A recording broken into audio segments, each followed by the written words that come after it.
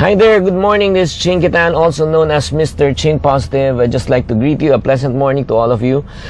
If you can hear me, can you please just say that you can hear me, type something. I'm right now here at Quezon City. I'm about to give a session to the people of Nestle, and they're inviting their, their partners. They call the partners Bowers, or Business on Wheels. They offer business. So again, before we do that, I just like to encourage you today, because this is what I've realized for people who wants to start up their own business. Okay, start up their own business, like si Archie, sila Bienvenido, sila Ian. No, kung gusto mo magnegosyo, you want to start your own business. One thing that probably hinders people from starting their own business is because they are afraid. They don't have the courage to start. Like si Bujek Lubungan, okay? Sabi yung parang lahat naman tayo may kinakatakutan tayo sa buhay. Kung ano yung kinakatakutan mo sa buhay, can you please type it on the screen so I can read it later? Good morning, Diana. Good morning, Manilyn. Maraming salamat for tuning in. So today, I would like to teach you on how to overcome fear. And not only overcome fear, the reason why people are afraid because they lack what we call as courage. You and I got to be courageous, and the reason why people are some people are really afraid to start whatever they want to do, because they are afraid to fail. If you're afraid to fail, no, can you please raise up your hands, no? Ika nga mag-emoticon ka dyan, okay? Share mo lang kung ano yung kung natatakot ka mag-fail ba. Diba? And that's common. Fear of failure, fear of what other people might say, fear of making a mistake. Yan, may fear of rejection. Yung mga iba, sinasabi ni Joval. Whether you like it or not, this is what I want you to focus on. Okay, listen to this. Once you are failing, or you failed in life, without you knowing, you are actually gaining strength. Lumalakas ka eh. Lumalakas ka mentally, emotionally, diba? Yung parang pagkatao mo, lumalakas ka. And then not only you're gaining strength, you are also gaining courage. Why? Once you fall and you get back up, no, it means say you are willing to face your fear once again. Okay, you're willing to face your fears once again, and once you face your fear, you develop what we call as confidence. So una, di ba, parang nagbabike ka, nahulog ka, nasaktan ka, pero gusto mong matuto. So ano nangyari? You get back up, and then you are willing to face the courage again, and then once you fail again, and then you try again, and then you're able to balance it a little bit, and then what happens again? You're able to face the fear again. So while you are trying to learn riding the bike, what happens in the process? You are gaining confidence. Lumalakas ang loob mo in every experience, in every failure that you make. That's the reason why the only way that you will know that you are able to overcome your fear if you never stop. Pag hindi ka tumigil. Pero once you stop, you will never know if you have learned from your from your mistakes. If you have you will never know if you have overcome your fear, because you gave up. So the good news is, once you're able to overcome fear and then you never stop, you know what will happen, Ashley and Neil? You're able to tell yourself that you have lived through the mistakes, you have lived through the embarrassment, you have lived through the fear, you have lived through the horror, and you can take the next challenge. Diba? Whatever challenges that may come the following day, the following months, no? Ika nga eh, talagang napagdaanan ko na ito eh, diba? Kaya kong pagdaanan to ulit, kaya kong i-face yung fear na ito. And then while you are doing things, okay, never ever think that your fear will disappear, that your fear will be gone.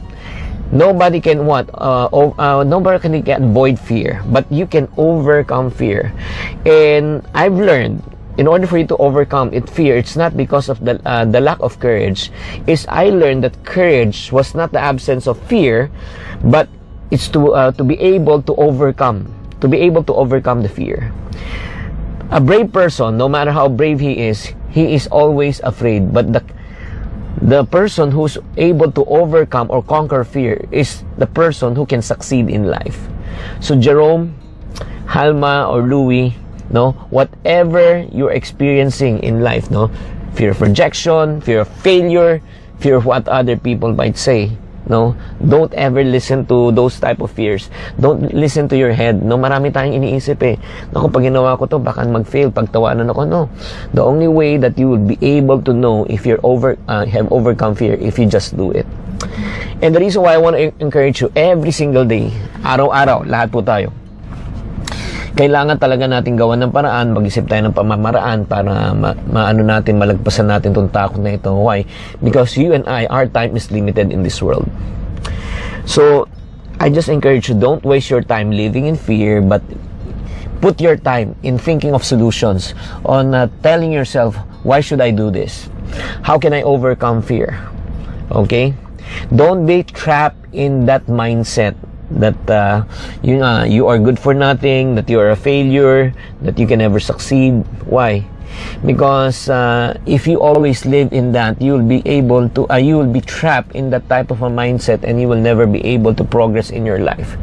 Don't let the noise of fear and the opinion of others drown you out in terms of beating your own self.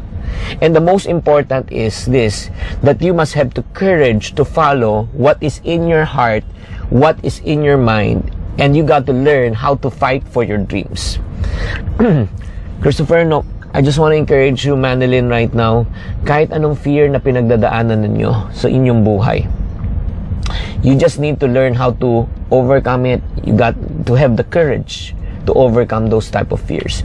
And once you have learned, okay, once you have learned to overcome fear, the next fear will be easy to you. Every time you overcome one fear, the next one will be much more easier. Bibilis siya na bibilis. Okay? I just want to encourage you today. And likewise, no, if you have fear of failure, fear of rejection, this is not the day for you to be afraid, but this is the day for you to conquer your fear. And the best way for us to conquer our fear every single day of our lives is to put ourselves in the presence of God, ask God for grace, ask God for help, ask God to give us the power and the ability to produce wealth, ask God to give us the wisdom to be able to overcome any type of fears. So thank you very much, George, for listening, for Susan, no? I don't know kung ano yung pinagdadaanan nyo ngayon sa inyong buhay. Kung may pinagdadaanan kayo, I just want to encourage you, keep on pressing, keep on moving on, don't be afraid. You just got to believe, no? Got to believe that God is good. Got to believe that good things are gonna happen. Got to believe that good days are not behind us, but the good days are ahead of us. You just got to believe that there is a brighter future ahead of us. If you have that type of a mindset, if you have that type of a frame of thinking, you know what? No one can stop you, George. Okay?